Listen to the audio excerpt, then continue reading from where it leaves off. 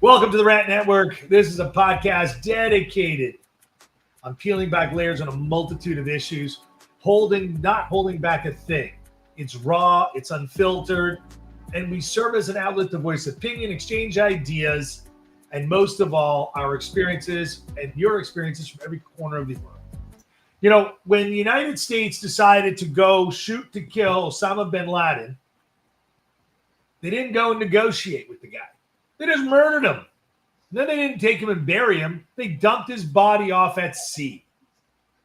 You know, guys, get comfortable as we join in this engaging discussion for rules for me, but not for thee. You know, everyone likes to shit on Israel.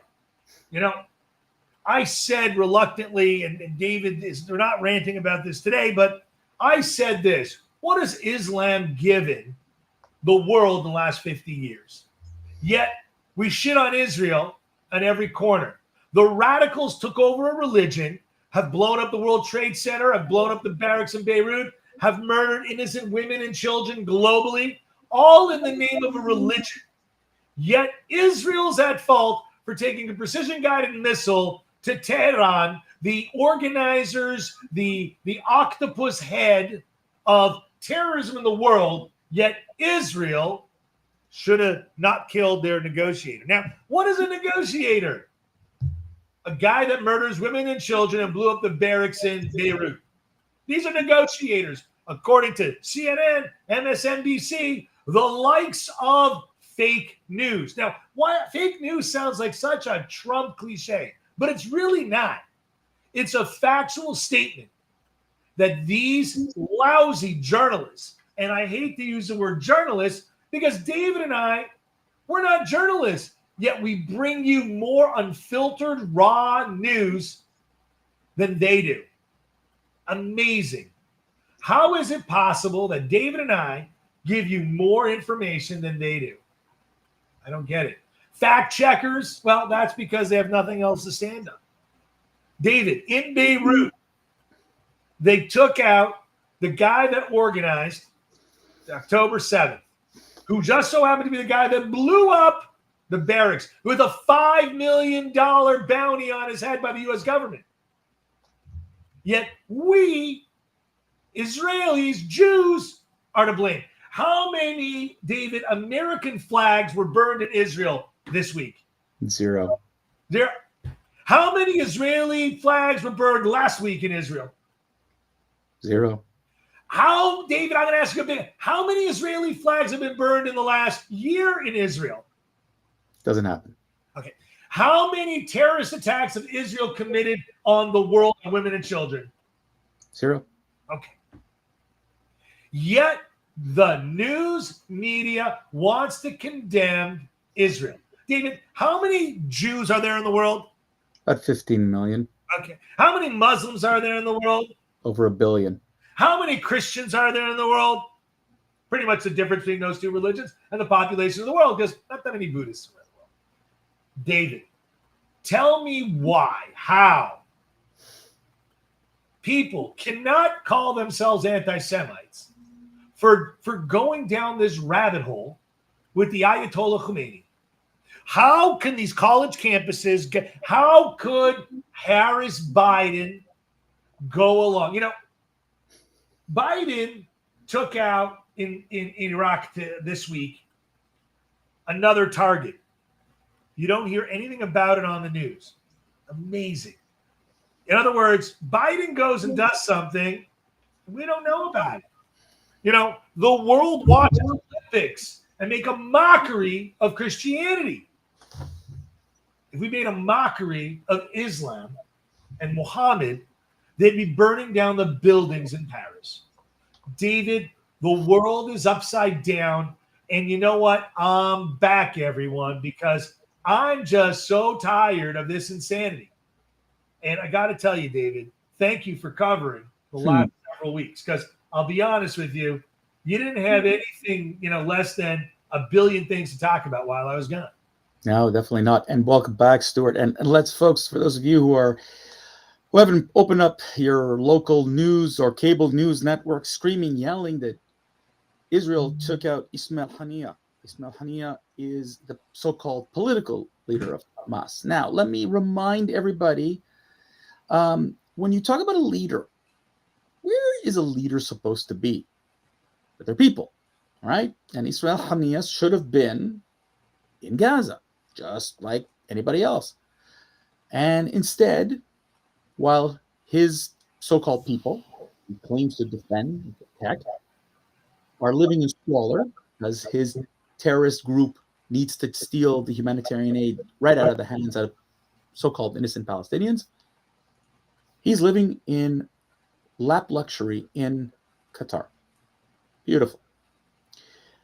Where was he today? Well, he was in Tehran in his luxury safe house as he was attending the new president's installation, and it was supposed to be part of blah, blah, blah, and Israel took him out.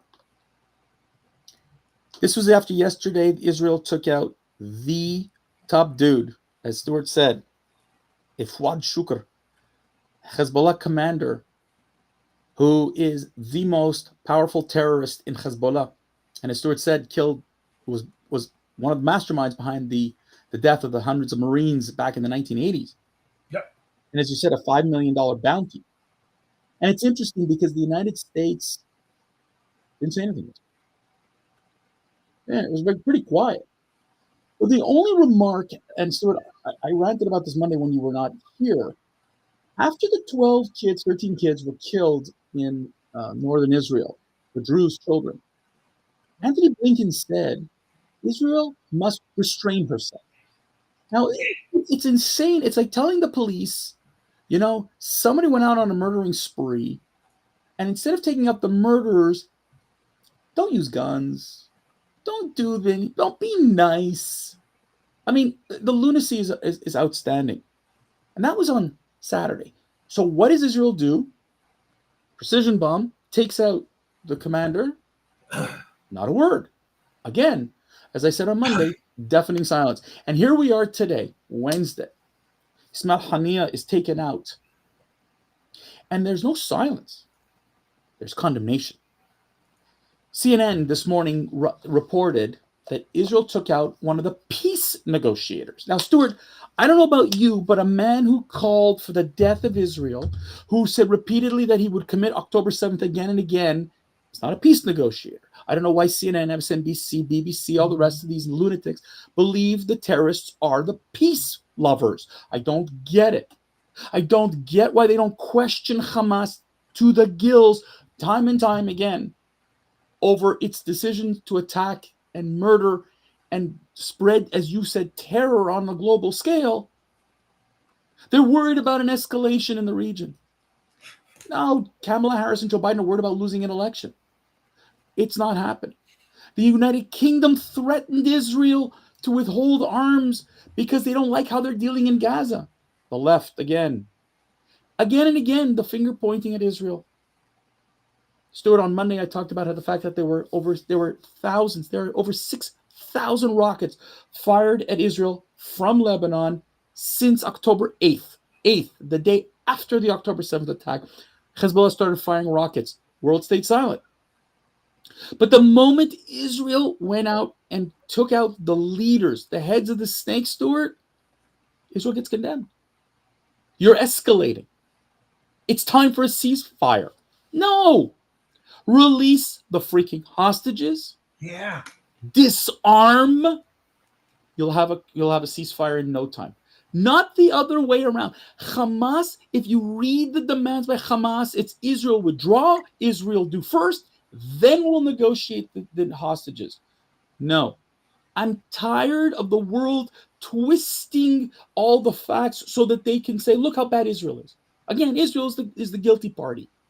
I can't stop talking to young people again and again and trying to explain and show them the hypocrisy, the irony of the UN and the world towards Israel. Stuart, it's fascinating how Kamala Harris has been deathly silent on all these matters, but ripped Benjamin Netanyahu last week. But she hasn't been silent. She's been, hold on, last week. She refused. Stuart, She ripped Netanyahu last week without condemning Hamas or Hezbollah or Iran or the Houthis. God forbid. The 3H, the Houthis, Hamas, and Hezbollah, they're okay. It's Israel's fault. Iran, not to be blamed. It's Netanyahu and the Israeli government. The left wants so badly to screw up democracy on a global scale, ruin countries for their own benefit. And here's a great example of it. Israel does not need the United States to tell her how to defend herself. But imagine, Stuart, what would happen, and my shout out to Chris Cuomo, who we've ranted about a few times, who said that if the United States had been attacked like Hezbollah did in the north of Israel, could you imagine if Mexican cartel or the Lebanese terrorist group would have come into Valdi, Texas, and killed 12 kids the way that they were killed in the northern Israel? They would flatten those countries. They would flatten those people. Yep. But Israel doesn't have a right. Nope. Stuart, I know you've been away and you bottled a lot of this up for the last few weeks. Yep. But I got where's I'm waiting for the United Nations to condemn Israel. So I was in Europe, and I got to be honest with you. If you go to London, it's in Paris, you have the countries being taken over. I was in Italy. I only saw one spray painted Free Palestine. Good. In all of Rome. It's not bad. You know what? And I looked at it, and it looked pretty fresh. And I got to be honest with you. When in the world are we going to free Palestine, David? When are we going to liberate Palestinians from Hamas? And because that is the only person that needs to be saved from the Israeli. You know what? There's a joke. There would be peace today if you let the hostages and return the bodies back to their families. There would be peace today, not tomorrow. And to all of those, I disagree. All of those faithful Islamists, Muslim, faith-abiding, peace-loving, not even a majority anymore, but part of the religion. I applaud you if you stood up for yourself and your religion. Your religion is being perversed, being turned against you. And I got to be honest with you.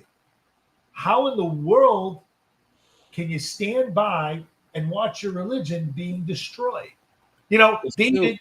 But Stuart, let me ask you a question, okay? Because I know what you said. It was very interesting and really nice olive branch. But the question, what you just said is that if you release the hostages, there'll be peace. No, there will be peace when there was the great expression, right? When the Arabs love their children, stop killing the children as much as we love. Like, you got to stop the killing. You got to stop the hate. You got to stop that. Then you have a chance of peace. All you have right now is a détente. You'll have a ceasefire. You're not going to have peace. Now, the UAE, South Sudan, Morocco, Bahrain signed the Abraham Accords back in 2020, understanding that maybe there won't be love between at least Israel and these four countries. But there's an understanding of cooperation. There's a need to help each other in a part of the world where water is scarce. I mean, let's be realistic. Water is scarce. The environment, if you say that global warming is happening, you're talking about a population in that region that's going to suffer very badly. And we need each other for technology to improve life, to give a quality of life, to put in infrastructure. And it cannot be done alone. It cannot be done in a silo. And yet, when that understanding is there, you have a chance at a first step of peace. But as long as the hate, the distrust is there, there's no peace. I want to tell you, Stuart, I've spoken to people, families of victims of October 7th, who were peace lovers, peaceniks, living at the border with Gaza, desiring peace at any cost. Well, they realized there was one cost they weren't willing to give. And now you're going to have a hard time convincing them of the road to peace. So this is bravo to Ismail Haniya. May he rest in hell. Actually, may he never rest in hell. Okay? But I got to tell you, Stuart, there are no 72 virgins for this guy. What there should be is 72 people flogging him day in and day out for the terror that he's caused to millions in Palestine, Gaza, the world, Israel. He should be flogged. Last word, buddy. Last word is, I'm back. And that's a wrap for today's episode. A huge thanks to David for covering me while I was gone. And by the way, I may be gone again on Friday. Sorry, guys. You know you missed me. Probably not. Anyways, it's been a real pleasure sharing these thoughts, discussions, and we love your support. Thanks for the PM. Thanks for all the love and likes. And we understand that every Monday, Wednesday, and Friday, we're here, noon Eastern, unfiltered, unedited. Stay connected with us on our website, on all the verticals, Facebook, YouTube, and Amazon. I believe we're also on Apple. All of the podcasts. Yeah. But thanks again for joining us. David, my co-host, my partner, my lifelong friend. Thank you for steering the ship. Do you want to say goodbye now?